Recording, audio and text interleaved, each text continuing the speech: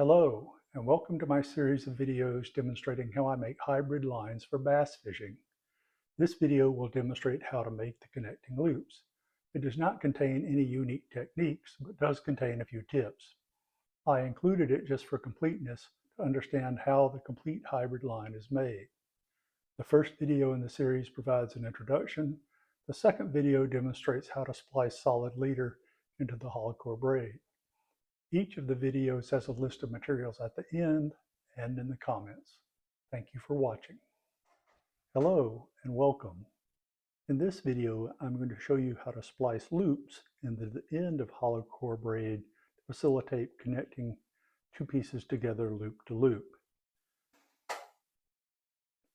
If you made it through the video splicing fluorocarbon into hollow core braid, by comparison, this process is fairly easy. So, we'll start with a piece of hollow core braid, and we'll take the loop splice needle, and starting about 6 inches up the line,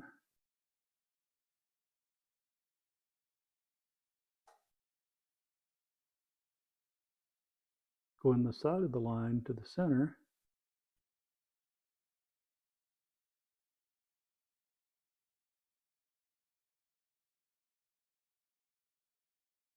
push the needle down to the end.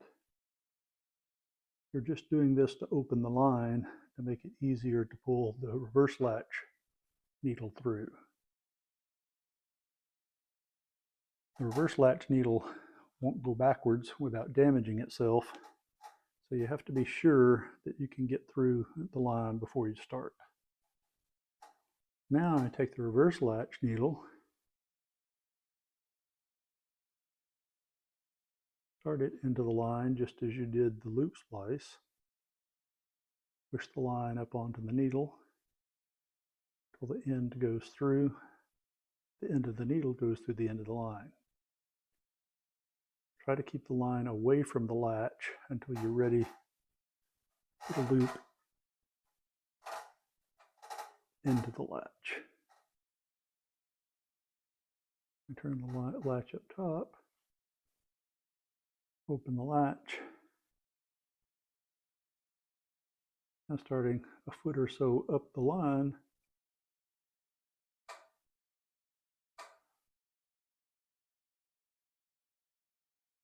drop that into the latch. Now you can hold that in place where you slide the line up to the latch. Now you can pull the latch and the loop through the end of the line. Once you've got a loop through, it's easier to put a finger through it so you don't accidentally pull it backwards. And then you can pull the loop through and push the overlap section back up along the line. Once you get it all smoothed out, then you can reverse the line back over itself. So now what was the end of the line has been pushed back up along the main line and reversed back on itself. Now you've created a loop, in this case a little bigger than we need. So ideally we'd like that to be about 6 to 8 inches. We can slide the upper line back down to make the loop a little smaller. I like to make these about 6 inches, 6 to 8 inches, and I'll show you why.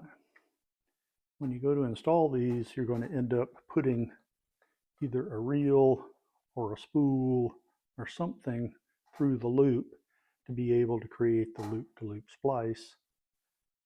And a loop that's big enough to do that easily is just easier to work with. Now for a final step, what I like to do is take a small drop of thin CA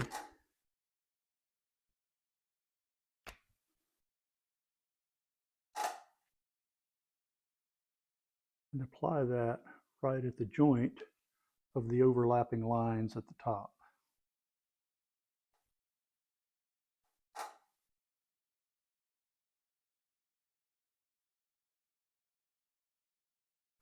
The smallest drop will do the job because it's not really structural that you're looking for. You're just trying to keep the double line from sliding back over a single line. That way, when you're handling the loop, it doesn't slip on you and accidentally change sizes.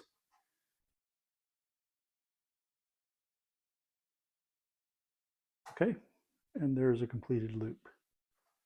Now to show you how this goes together, take one I made earlier and show you what you end up doing. So if you have a backing line or something you're trying to connect to a main line, you'll end up passing one loop through the other and then passing the spool through the loop. If you grab the lines away from the loops and gently pull, they'll kind of find the center and tighten on themselves. So now you've created a loop-to-loop connection that's easily as strong as the main line.